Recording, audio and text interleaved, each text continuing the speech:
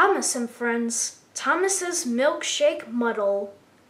Once a year, the children of Sodor are all invited to a special summer party.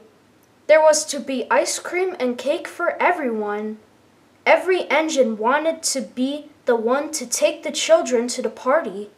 On the day of the party, Sir Topham Hatt came to Timothy's sheds. Thomas hoped that he would be taking the children, but Sir Topham Hatt chose Emily. He had other jobs for Thomas. "Thomas, first you are to go to the dairy to collect milk to make the ice cream. Then you must go to the farm on the other side of the island to collect butter for cakes, all in time for the children's party." Thomas set off proudly. When Thomas arrived at the dairy, the manager told him he was to take the milk churns to the ice cream factory. "You have to go very slowly," he told Thomas, so Thomas steamed carefully away. When stopped at a signal, he met Emily. "Hello, slow coach," she whistled. "I'm not being a slow coach," huffed Thomas. "I'm being reliable." "If you weren't a slow coach," Emily sniffed, "Sir Topham Hatt would have given you my job. I'm fast and reliable. That's why I'm taking the children." Emily looked very pleased with herself. This made Thomas cross. "I can be as fast as you," he huffed. "I'll race you to the next signal," Emily whistled, and she steamed quickly away. Thomas wheezled after her fast as his pistons would pump. As he raced along, the milk churns rattled and rocked. They biffed and bashed. And at the next signal, Thomas raced ahead of Emily. Thomas was very pleased. He steamed off for the ice cream factory, but he had completely forgotten about going slowly. The ice cream factory manager was very happy. Thomas had delivered the milk in record time. Now the factory could make the ice cream for the party. But when the manager looked into one of the churns, he was very surprised. "This milk is almost butter," exclaimed the manager. The factory manager asked Thomas if the churns had rattled around.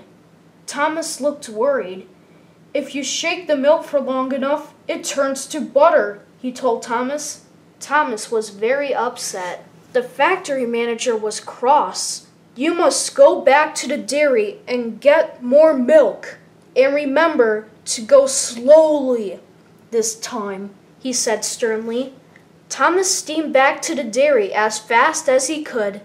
When Thomas arrived back at the dairy, Sir Topham Hatt was there. He was very cross.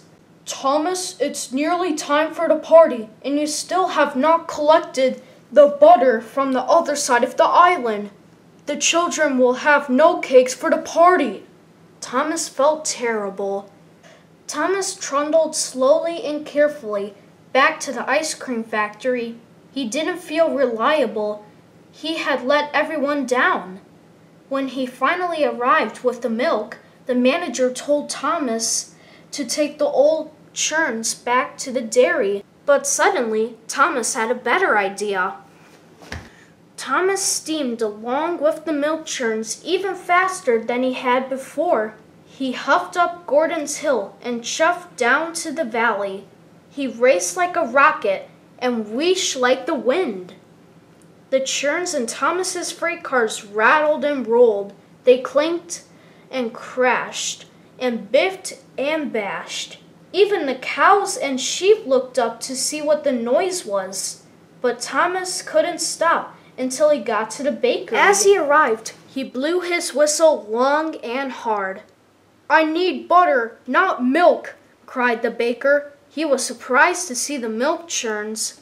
"Look inside the churns," tooted Thomas.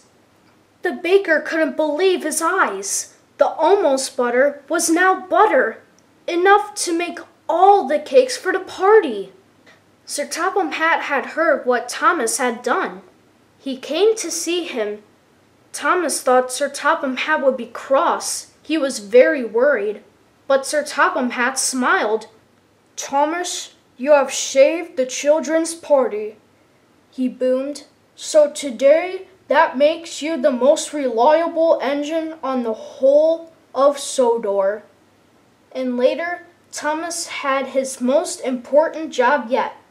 As guest of honor at the children's party, there was lots of ice cream and plenty of cakes. Everyone had a wonderful time.